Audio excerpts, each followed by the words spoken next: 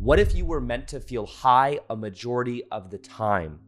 And anytime you do certain things, whether it be drink alcohol, whether it be that of smoke certain substances, what if then that actually lowers your level of consciousness, making it easier for you to control, easy for you to fall into the frame of others, and it keeps you from actually experiencing more love, more joy, and more peace in your life? And what if this has been normalized in our society? Now, in this video, I want to calibrate the different substances and show you where on the vibrational scale these may lay according to different books, different texts that talk about levels of consciousness. And I want to share with you my story of how I have let go of doing these substances, many of all of these which I have done, and where some of them, I'll kind of get into that. But understanding that our vibration is, in a way, think of the metaphor of that of a cork that is on the ocean. Now, the cork is on the top of the ocean, it naturally floats. If you were to hold that cork under the surface of the water, because you give it resistance, you can do that. But what do you do to get that cork to go back up to its natural state? You don't have to give it affirmations. You don't have to rewire it. You just let go, and the cork naturally raises back up to the surface. Now, what happens is many people are doing substances that are keeping them under the surface of the ocean from their natural vibration of feeling high a majority of the time. And I do believe that as we do our own inner work, as we let go of substances that are holding us under the surface of the ocean, we will naturally begin to feel high a majority of the time. Now, yes, things can still happen. Your vibration may dip a little bit, but your natural base point vibration can raise to the degree to which you feel and heal the energy that's inside of your body, which we're going to be talking about, and really let go of the reason why you may be doing the substances to begin with. Now, first off, this is something that was inspired because just about a week ago, I have stopped doing one substance that I was doing, that I was in denial that this was something that I had to let go of. And just to give it a little bit of a basis, I'm going to talk about these and how I quit them and how you can also easily shift out of something that you're doing, embrace the period of when your body's not used to having it, but how ultimately it will lead to you feeling a higher vibrational level of consciousness that is rooted in presence, that is rooted in a deeper part of yourself. Now, first off, this thing that I'm talking about that I let go of, so I'll get more into the story, but I quit taking Adderall in 2012. I quit smoking cannabis in 2012. I quit drinking alcohol probably in 2012, but I guess I've had wine here and there since, but I haven't been drinking to a place of being drunk in a very long time. Nicotine and cigarettes, and then plant medicine we'll talk about as well. Now, nicotine and cigarettes. So let me first off share that I don't smoke cigarettes, but this is the nicotine was something that I had to shed. And this was something that kind of I had to figure out in a weird series of events. But basically, long story short, back in 2017, when I went full-time on YouTube, I got invited to a life transformation place in Costa Rica where I did plant medicine for the first time, a medicine called ayahuasca. And it was something I never saw myself doing because years before that, I completely got rid of smoking cannabis, completely stopped drinking alcohol, completely got off Adderall. It's pretty sober and square, I guess you could say. And then while I was there on like the second or third night of the fourth night of ceremony, there was 4 nights of ceremony, the shaman was serving. The men went up at like 7 in the morning when the sun was coming up. The men went up for a healing ceremony. And then the women went up for a ceremony. Now, when the men went up, the shaman was serving people this medicine called Rapé or Rapé. And it's a ceremonial tobacco that has nicotine in it. And it's been crushed with different ashes. And it gets served up the nostrils. And this was something I never saw myself doing, but in the moment of getting and drinking ayahuasca and having that of a shaman that has been doing it for so long, I wasn't about to be the one person in the line. I was like, no. Listen, I know we're all deep on the medicine, but you don't understand. I don't drink. I don't smoke. I don't want this stuff blowing up my nose. So I just kind of went with the flow and got served this Rapé. And right after that, I went out and looked at the sunset. But basically, he served it up my nostrils. And there was this, like, not just euphoria, but this level of presence inside of my body that I felt that really brought me inwards. And it was a very positive experience for me. It was an intensity that went obviously into the brain, up the nose. But then there was like this calmness, and it's not psychedelic at all. It's just this, like, although people can have very powerful experiences on it, nonetheless, I did this Rapé, which has nicotine in it, which has, it's also done with like an energy of sacredness, and the people that create it, that like basically mash it together with the tobacco, pray over it. So it's got this very ceremonial vibe.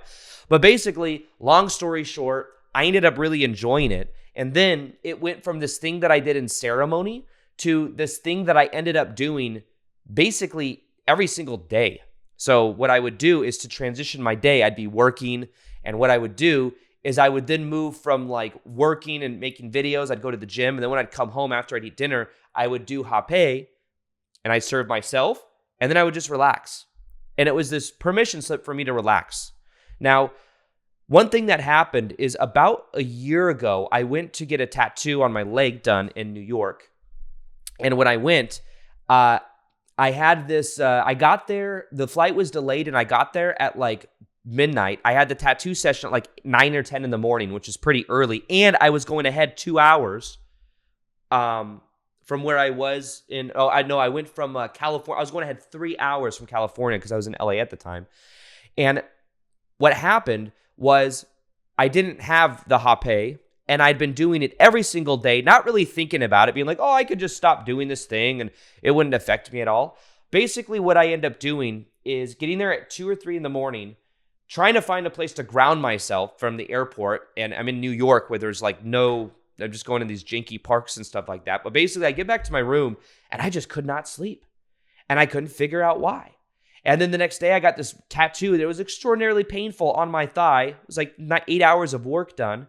And I didn't sleep at all the night before. It was a horrible experience. But I thought it was just because of the delayed flight. Well, then what I end up doing is continuing to do Rapé, and then I sleep good again. And I was just in total denial that this Rapé could have any effect on me, really. But then what happened is just about a little over a week ago, my friend Victor came over to my house, and we were doing this Rapé, and this Rapé actually moved from the ceremonial powder Rapé to this biohacking thing that had like oxytocin and nicotine in it, and it was like, it still had Amazonian tobacco in it, but it was like a liquid because I would get less congested. Nonetheless, I didn't realize this, but I've been doing that every single day, at least 2 or 3 times a day for like 2 years, like a year and a half at least. And then my friend Victor comes over, and we're hanging out and we're doing it. And then somehow my neck went back a certain way, and it like got into the back of my throat. And then I had a sore throat. It was like such a bad sore throat that like every time I swallowed, it hurt. So after a day of this sore throat, knowing that it probably came from this thing, I then was like, I'm going to take a break from it. I take a break from it, and then I could figure it out, but it's like, I almost got this like, felt like I was sick for like a day. And it was hard to sleep for literally 3 nights. It was like very challenging to sleep. And then I started putting it together. I'm like, wait, it's this spray. And I have friends that do this spray. It's like this common thing that like we'll do together sometimes. And it's like, it brings us in our hearts so we can connect with each other. And nonetheless, you know what I realized is like a year ago, I went through like a dopamine detox where I didn't do Rapé. I didn't do anything for like weeks. And I remember I was having trouble sleeping when I was in Costa Rica. I decided to do this, of all places where the stuff is like abundantly. But I can definitely tell that like I never really connected it to sleep, but it was like my body was somehow withdrawing from this nicotine. And even though it's done with the sacred way, like this medicine, it's it's done and it can be done in a sacred way. I was just honest with myself, and this thing was something that was definitely holding me back in the sense that I felt dependent on it. And I felt like it was a way for me to certainly change my state. So then after like 3 or 4 days of this, of stopping to do it, I'm realizing that there's this connection to my sleep. There's this connection to like, oh, there is this form of addiction to it, this dopamine that I feel when I do it. And for days, my nose was really runny. I think my nose was so used to creating like this layer of protection a couple times a day when I would do this thing that would burn, and then I would feel very calm and relaxed. But nonetheless, it's like I've gone through the process of like being congested, understanding it's a part of the withdrawal process. But what's emerged as a result is so much clarity, so much extra energy. I've read online that like after a period of time, like your resting heart rate goes down. Basically, I would rationalize doing this because it was this sacred thing. But the challenge is that it takes it from being the sacred thing you do in ceremony to being this thing that you literally feel like you need. And with any substance, I think that can be the case. I think that some of these you could do once in a blue moon and have this beautiful experience, connection, smoke some cannabis and play some music, play some guitar or something. I could see the benefit in that. But most people, or a lot of people that do these, end up falling into it as being a crutch. You end up doing it all the time. And it's this constant dopamine spike and this constant like stress on your system. So basically, I stopped doing it. And I'm making this video, by the way, also as a form of accountability for myself because I've quit like once or twice. I'm like, well, I quit. It's a sacred thing and I go back to it. But this for me is just a way also, there's been times of things in the past I do where I just cold turkey stop it and I just know I can do it. And I'm going to talk a little bit about that here in a minute. Now, first off, let's look at this and then I'm going to calibrate certain things, levels of consciousness, and kind of show you where some of these things lie according to what's called muscle testing, which is what our subconscious mind is connected to understand how these things correlate with emotions. So understand enlightenment, peace, joy, and love. That's who you naturally are. It's a high level of consciousness, but it's not high in the sense that it's away from your natural vibration. When you're looking at someone else and you feel love with them, it's because that's who you naturally are. They're reflecting back the love that you naturally are. When you're in your passion and you're doing what you love, you are in a higher vibrational state of consciousness. It's not something you've had to attain. It's something that you naturally resonate with. So when we talk about these substances, many of these substances will actually lower your vibration and keep you in states of stress, of unconscious energy, of unfelt emotion.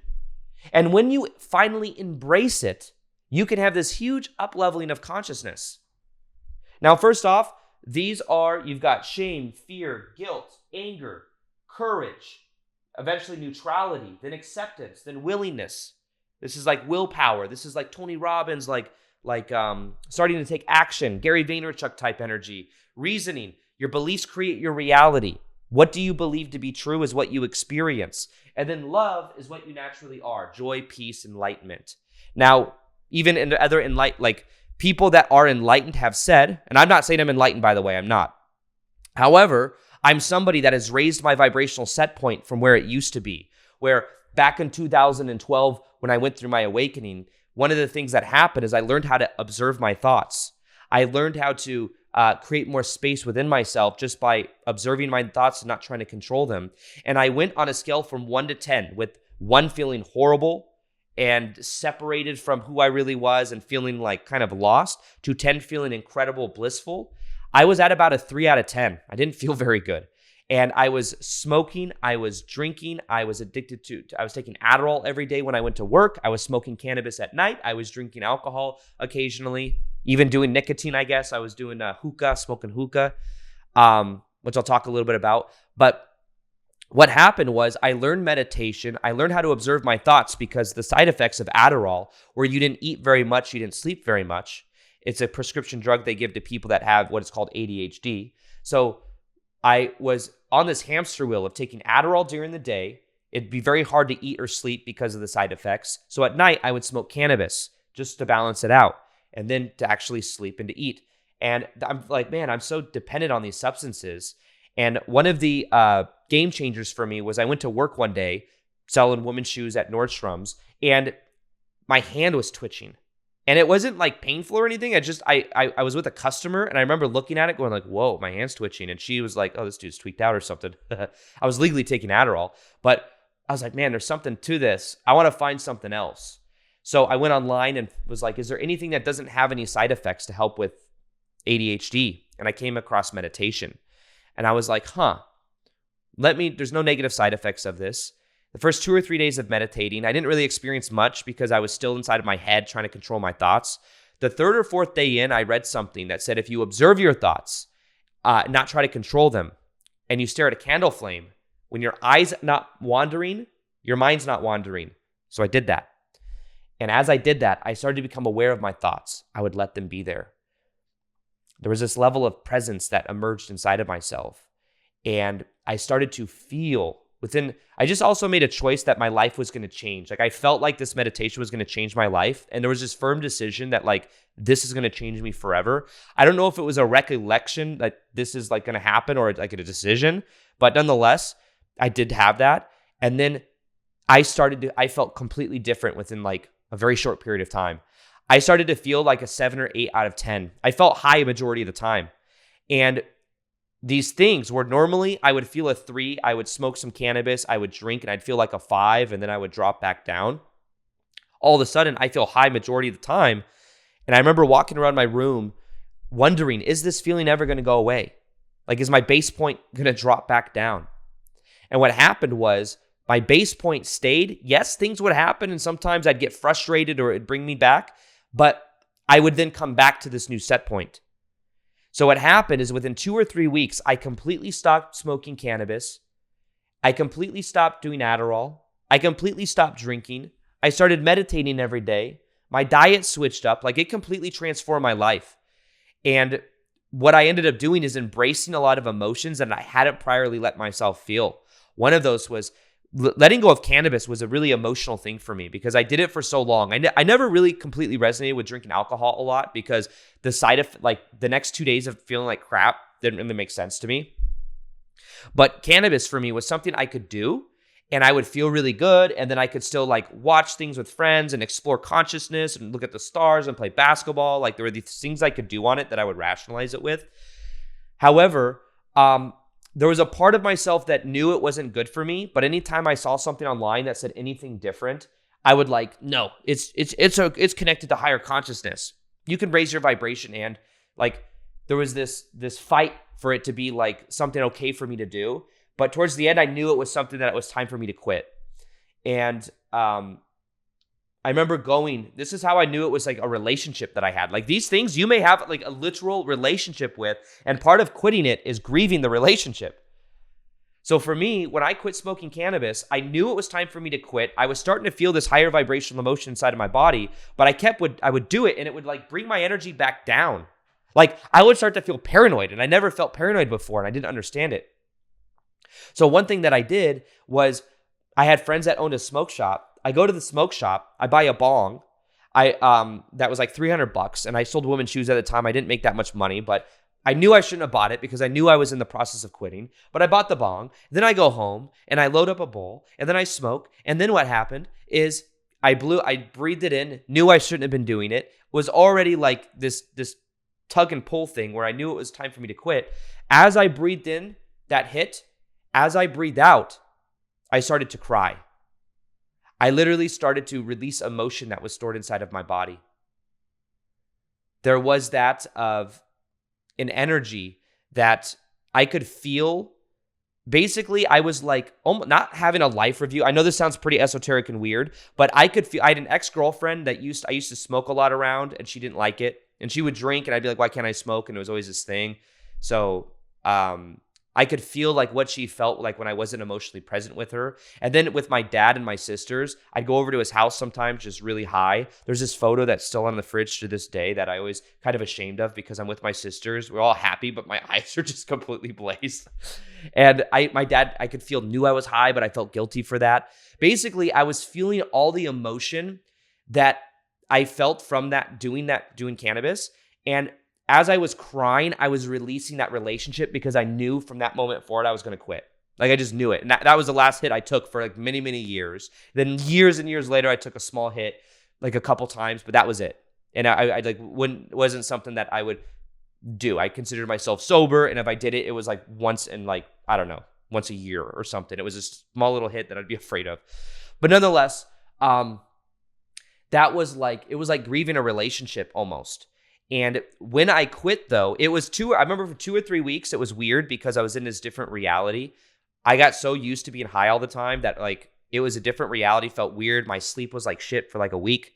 I also was, for like off and on, like every couple days, I would throw up this yellow mucus because for a year and a half, 2 years, I smoked cannabis every day. This yellow mucus that was inside my chest, I intuitively knew was past emotion that I wasn't allowing myself to feel. So I'm going through this process of feeling this intense emotion. I'm throwing up this yellow bile. I am let go of weed, let go of alcohol, let go of taking Adderall. Within 2 weeks of learning meditation, I completely got off Adderall, started to feel present.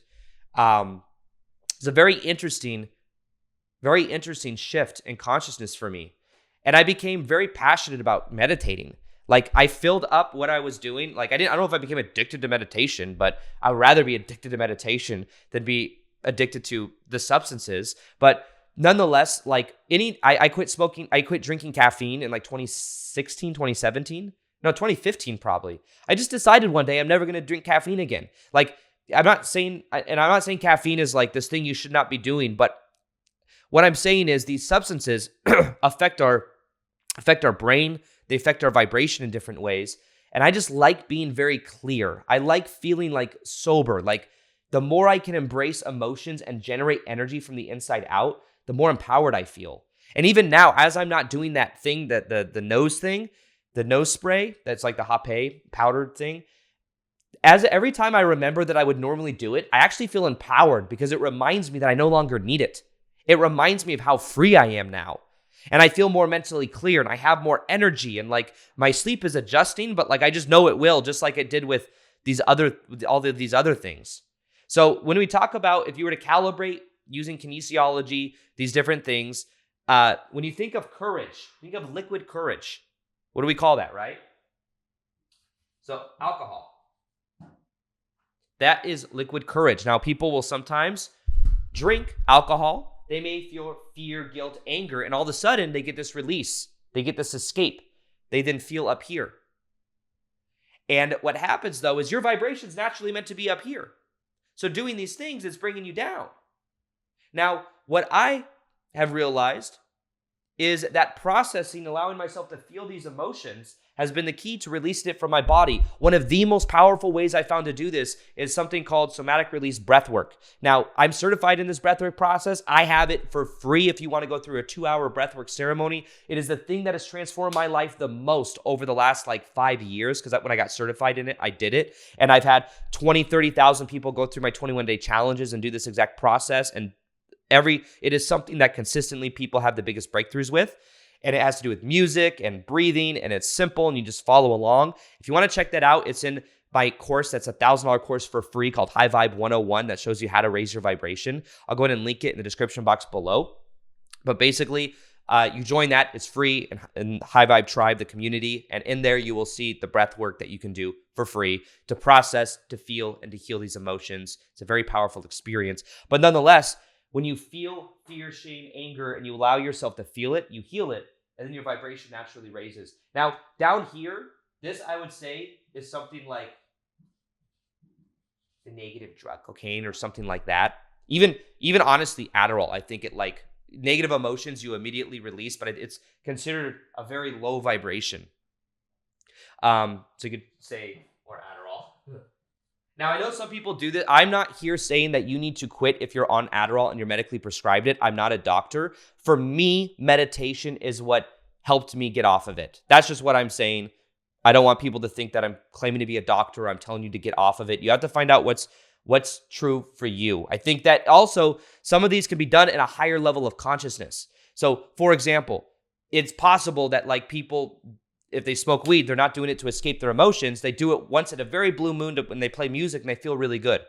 Alcohol. Abraham Hicks talks about this. If you drink, it's like the energy from which you drink it also goes into it. If you're celebrating with friends and you're drinking a glass of wine, I think that's okay. Some people, part of their culture is they drink wine when they eat dinner and it's just one glass. So they're not doing it to necessarily escape emotions.